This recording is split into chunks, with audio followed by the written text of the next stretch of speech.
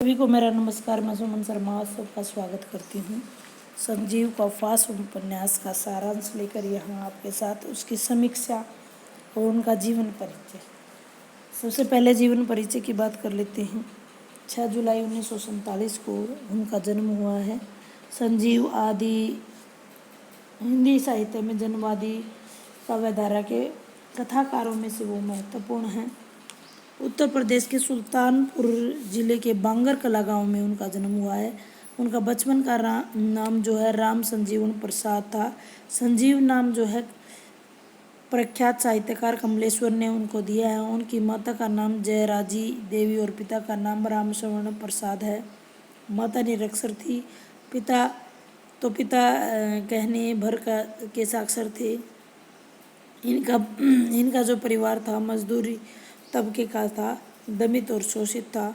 बचपन कुछ बांगर कला गाँव में, कुछ ननिहाल, कुछ बहन के परगना देवी के यहाँ पर, शेष जो है कुल्टी में व्यतीत हुआ। कुल्टी में हाई स्कूल, बीबी कॉलेज और आसनसोल के बाद में कलकत्ता और दिल्ली में पूर्ण हुई। उनकी शिक्षा की बात करें तो उन्होंने 17 साल की आयु में बीएससी की उपाधि ग्रहण की। विज्ञान की पढ़ाई करने के बाद भी वो हिंदी लेखन में कार्य जो है अब तक अनवरत करते जा रहे हैं। उनका विवाह प्रभावती से हुआ। 1965 से 2003 तक Indian iron and steel company Kulti में केमिस्ट इंचार्ज के रूप में उन्होंने कार्य किया। यहाँ पर स्वैच्छिक सेवानिवृत्ति के बाद कुछ महीने हैदराबाद विश्वविद्यालय में विजिटिंग प्रोफेसर भी रहे। उसके बाद वो राजेंद्र यादव के पत्र हंस में कार्यकारी संपादक नियुक्त हुए और करीब माधव प्रकाशन में भी उन्होंने संपादन कार्य किया। स्वतंत्र लेखन ये कई सालों से करते आ रहे हैं, अभी भी कर रहे हैं। रचनाओं की बात कर लेते हैं। कहानी संग्रह जैसा आप स्क्रीन पे देख रहे हो, मुख्य कहानियाँ यहाँ पर की हैं। 30 साल का सफ़रनामा, आप यहाँ हैं, भूमिका और कहानियाँ, दुनिया की हसीन औरत, प्रेत मुक्ति, प्रेरणा स्रोत, ब्लैक होल, डायन और अन्य कहानियाँ, खोज, गली का मोड़ पर सुना सा दरवाज़ा। इस प्रकार की बहुत सारी कहानियाँ हैं। उपन्यास है सावधान नीचे आ गए, उसके बाद धार, पाँव तले धूप, सूत्रधार, जंगल यहाँ शुरू होता है, फांस और प्रत्यंचा। जो फांस है 2015 में लिखी गई है और किसान विमर्श से संबंधित है। नाटक जो है ऑपरेशन जोनो की। बाल उपन्यास भी लिखे हैं। रानी की सराय और डायन, यात्रा वृत्तांत लिखे हैं। 7 समुंदर पार। सम्मानों की अगर बात करें तो अपराध के ऊपर इन्हें प्रथम पुरस्कार मिला। अखिल भारतीय भाषा कथा प्रतियोगिता सारिका में 1980। प्रथम कथा करम सम्मान लखनऊ 1957 में। जंगल जहाँ शुरू होता है हिंदू शर्मा अंतर्राष्ट्रीय कथा सम्मान लंदन 2001। पहल कथा सम्मान 2005 में।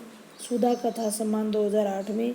और हिंदी साहित्य के सबसे बड़े 11 लाख रुपए 3 पुरस्कारों में से श्रीलाल शुक्ल स्मृति इन्फो साहित्य सम्मान 2013 में इनको मिला है।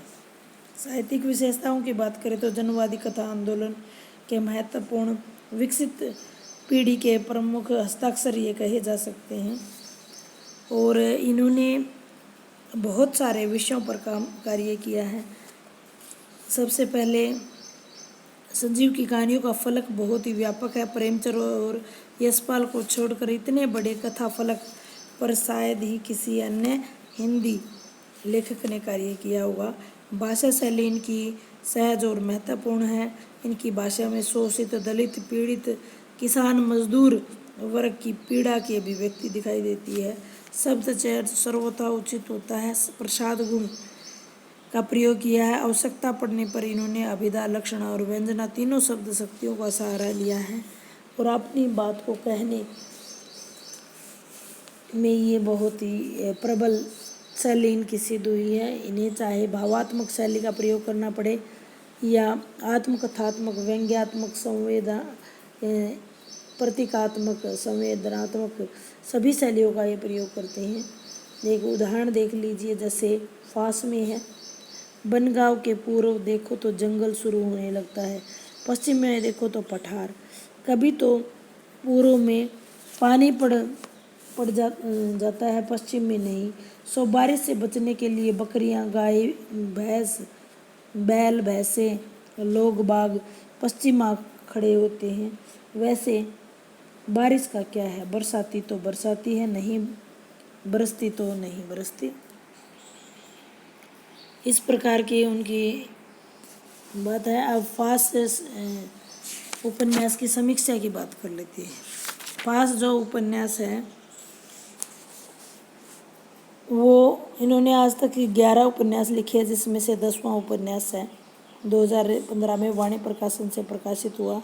मूल जो विषय है, किसानों में बढ़ रही आत्महत्या की प्रवृत्ति का संजीवन चित्रण इन्होंने किया है। करुणा की अधिकता है, इसी कारण उपन्यास के समीक्षकों द्वारा किसान जीवन की करुण गाथा भी इसको कहा गया है। भारत जो कि खुशनुमा प्रगति और विकास की ओर आगे बढ़ता नजर आता है, लेकिन अगर किसानों की आत्महत्या का सिलसिला थमता नहीं है। कृषि संकट और किसान की उपेक्षा निरंतर जारी है। 84 करोड़ लोगों की जीविका खेती पर निर्भर है। किसानों की लगभग औसत आय 40 रुपये प्रतिदिन से भी कम है, जो एक सोचनीय विषय है। जब से देश का निजीकरण, उदारीकरण और वैश्वीकरण की काली आंधी चली है, तब से सरकारी आंकड़ों के मुताबिक 3 लाख से अधिक किसान आत्महत्या कर चुके हैं। आज भी हर रोज 46 किसान आत्महत्या कर रहे हैं, यानी हर आधे घंटे में एक किसान की जीवन लीला समाप्त हो रही है। वो अपनी जीवन लीला समाप्त करने के लिए मजबूर है। किसान फरवरी 2016 संपादकीय में लिखा गया है। यह आंकड़े भी सही तस्वीर सामने नहीं लाते, क्योंकि सरकारी पैमानों के मुताबिक बटाईदार व ठेके पर जमीन लेकर खेती करने वाली महिला किसान नहीं। राष्ट्रीय सर्वेक्षण के मुताबिक लगभग 70% महिलाएं जो हैं वो किसान नहीं है, लेकिन काम वो यही सब करती हैं, यानी मालिक नहीं है लेकिन काम खेती का ही करती हैं। संजीव को आज ऐसे कथाकार के रूप में पहचाना गया है, जो एक विषय पर पहले अनुसंधान करते हैं, फिर उसकी सृजनशीलता में तब्दील करके पाठक के सामने प्रस्तुत करते हैं। साहित्य का कोई भी निष्क्रिय उत्पाद नहीं होता। मनुष्य की ऊर्जा को मनुष्य के इस्तेमाल करते हुए मनुष्य के लिए बनाया जाता है। नोबेल पुरस्कार विजेता दक्षिण अफ्रीकी रचनाकार नादीन गोर्डिमर ने कहा है, एक लेखक अपने विषय से पहचानता है और फिर उसकी समसामयिक युग में चेतना को देखता है। संजीव ने उपन्यास फास की पृष्ठभूमि देश भर के लगभग 2 दशकों में बढ़ रही किसानों की आत्महत्या और उपन्यास के महाराष्ट्र में यवतमाल जिले के बनगांव गांव का चित्रण किया है। आंध्र प्रदेश और कर्नाटक के किसानों सहित भारत के उन सभी किसानों की कहानी है जो कि जीएम बीजों का इस्तेमाल करते हैं। फुसलाया जाता है, फिर कर्ज दिया जाता है, लेकिन सूखे की मार और कुछ प्रकृति के साधनाचार के कारण सीधे सीधे किसानों की जिंदगी कर्ज और सूखे के बोझ के तले तबाही में आत्महत्या की तरफ बढ़ जाती है। बहुत ही ज्वलंत मुद्दा है। संजीव ने शायद हिंदी में पहली बार प्रेमचंद के गोदान के बाद किसानों और गांव की पूरी जिंदगी का दर्द और कसमसाहट सामने आई है। कुछ सुविधाभोगी लोग हैं, किसानों का भाग्य बदलना चाहते हैं, लेकिन भाग्य उनका बदल नहीं पाता है। कुछ सरकारी नीतियों का भी वो इसको दोषी मानते हैं कि ये सरकारी नीतियाँ भी उनके मरने का कारण है, चाहे वो क्रेडिट कार्ड हो, चाहे उनकी फसल बीमा योजना हो। ये सारे कथानक जो है वो बहुत ही, जैसा मैं पहले बता चुकी हूँ कि पूरी घटना का ताना बाना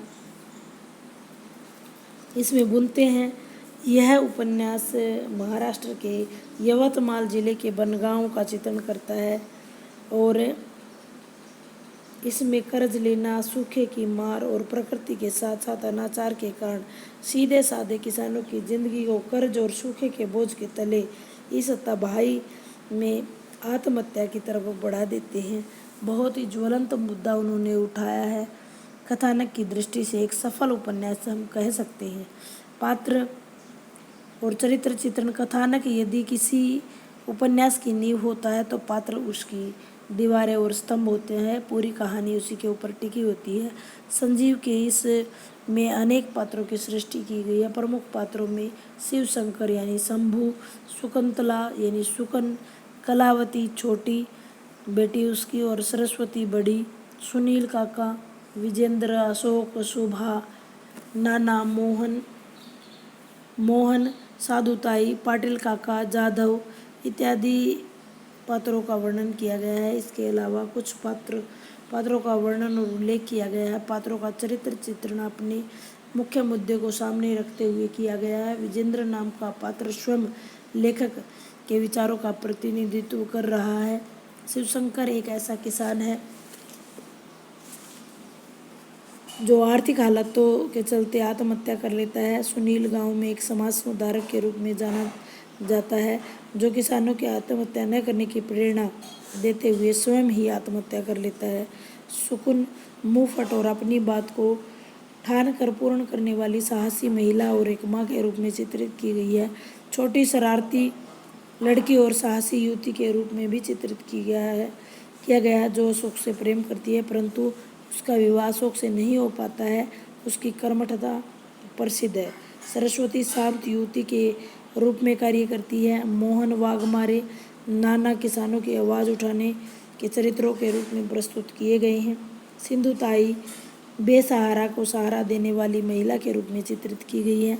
इस उपन्यास में चरित्र चित्रण व्यापक फलक पर है, परंतु उद्देश्य जो है इसका बहुत ही संक्षिप्त है।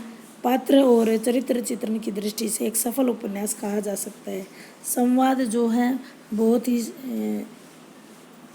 पात्रों को गतिशीलता प्रदान करने, रोचकता उत्पन्न करने का कार्य करते हैं। संजीव के इस उपन्यास फांस में अनेक स्थलों पर संवादों का प्रयोग हुआ है।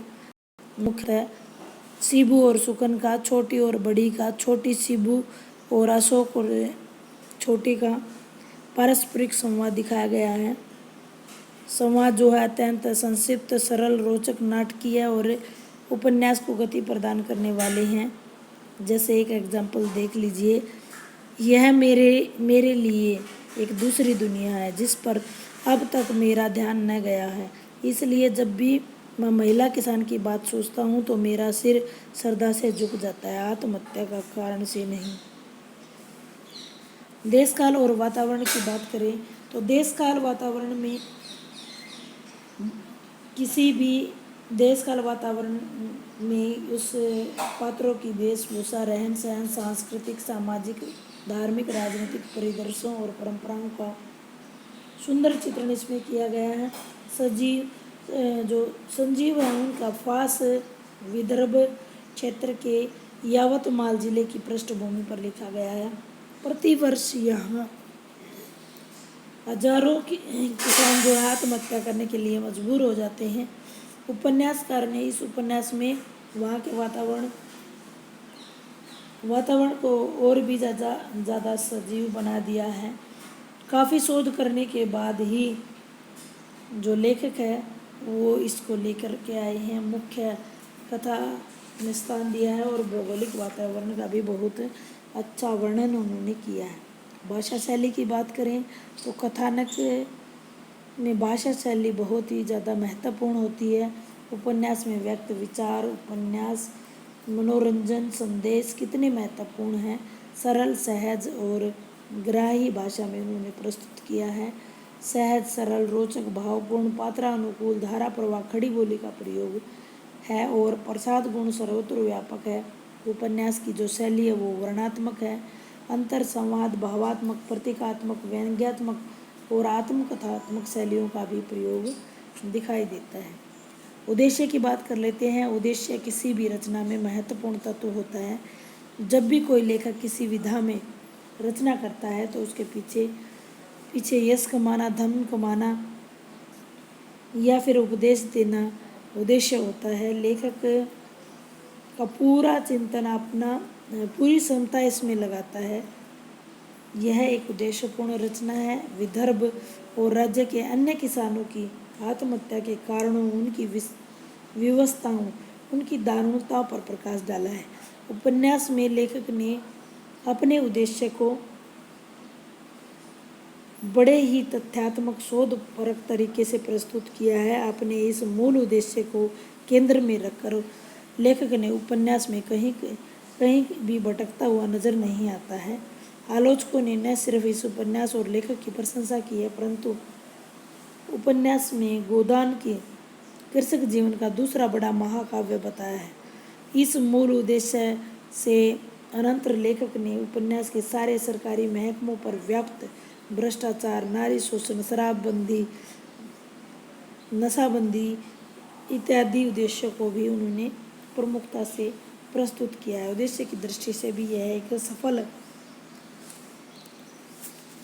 उपन्यास कहा जाता है। बनगांव की भौगोलिक स्थिति के परिचय इसमें करवाया, जहाँ पर बारिश कम होती है। बनगांव के जंगल के प्राकृतिक सौंदर्य का वर्णन भी इसमें हुआ है। सरकारी करिंदों द्वारा ग्रामीण महिलाओं के उत्पीड़न का चित्र भी यहाँ अंकित किया है शकुन के माध्यम से। शकुन व अन्य ग्रामीण महिलाएं जंगल में महुआ तोड़ रही हैं। सरकारी करिंदे खुदा बख्श आ रहा है, अपमानित करते हुए कहने लगा कि सब सरकारी संपत्ति है, हराम का माल नहीं है जो तुम यहाँ इन्हें तोड़ रही हो। इन फूलों का सरकारी ठेका हो चुका है। फिर वह उससे कहने लगता है, यदि तुम कर के रूप में कुछ दे दोगे तो तुम इसको तोड़ सकते हो। यानी इस प्रकार से सरकारी करिंदों का भ्रष्टाचार इसमें दिखाया गया है। बदलती परिस्थितियों में मोहन वाघमरे जैसे प्रभावी किसान को भी शांत कर दिया है और उसे भी आत्महत्या करने के लिए मजबूर कर दिया है। मोहन वाघमरे की दयनीय आर्थिक स्थिति में जी रहे किसानों की पीड़ा मुखरित यहाँ पर हुई है। लेखक ने सुनील काका का चित्रण से ऐसे समाज सेवी के रूप में किया है जिसके रहते गांव वाले अपने आप को सुरक्षित और कष्टहीन समझते हैं। विदर्भ क्षेत्र के किसानों की दयनीय स्थिति और देश भर के किसानों के द्वारा की जाने वाली आत्महत्याओं के कारणों को जानने की कोशिश की है और बहुत ही करुणाजनक यहाँ पर दृश्य दिखाया गया है। दुधारू गाय को पाने के लिए ग्रामीणों की स्वाभाविक प्रसन्नता का चित्रण भी इसमें किया गया है। किसानों की समृद्धि हेतु सरकारी योजनाओं का असफल बताया गया है, क्योंकि ये सरकारी योजनाएं यहाँ के किसानों की परिस्थितियों को ध्यान में रखकर नहीं की गई हैं। बड़े बड़े एसी कमरों में बैठ कर के इन योजनाओं का ड्राफ्ट तैयार किया जाता है, जो कि वास्तविकता से कहीं दूर होती हैं। सरकारी तौर पर दादा खोबारा गढ़े से किए जाने वाले धोखे का वर्णन भी इसमें दिखाया गया है। नाना इन शब्दों से साईपुर के लोगों को फटकार लगाते हुए कि उन्हें आत्महत्या न करने के लिए, वो आत्महत्या से बचने के लिए आवाज़ उठाते दिखते हैं। गांव में बिजली की समस्या और उसके आगमन पर किस प्रकार का सजीव दृश्य और खुशनुमा दृश्य हो जाता है, उसके बारे में भी इस उपन्यास में बताया गया है। सरकार द्वारा फसल न खरीदने पर किसानों का रोष भी अभिव्यक्त किया गया है। विजेंद्र के माध्यम से लेखक ने सारी नारी भावनाओं को मुखरित किया है कि महिलाएं भी किसान हो सकती हैं। शकुन और उसकी मंडली द्वारा दारू की दुकान को बंद करवाने से नशा मुक्ति का आह्वान किया गया है। कृषक आत्महत्याओं के नाम पर होने वाली राजनीति पर भी व्यंग्य इसमें कसे गए हैं। लेखक ने विदर्भ के किसानों की आत्महत्या के लिए सीधे सीधे सरकार को जिम्मेदार ठहराया है और कृषि उत्पादों पर किसी प्रकार की सहायता राशि वो प्रदान नहीं करती है। ऋणवादी मूल्य भी आत्महत्या और इससे पूर्व तिल मरने का एक कारण उन्होंने बताया है। उम्मीद करती हूँ जानकारी आपको अच्छी लगी होगी। फास उपन्यास कब और किस प्रकाशन द्वारा प्रकाशित किया गया? अगर आपने वीडियो को ध्यान से सुना तो आप इसका आंसर अच्छे से दे पाएंगे। धन्यवाद।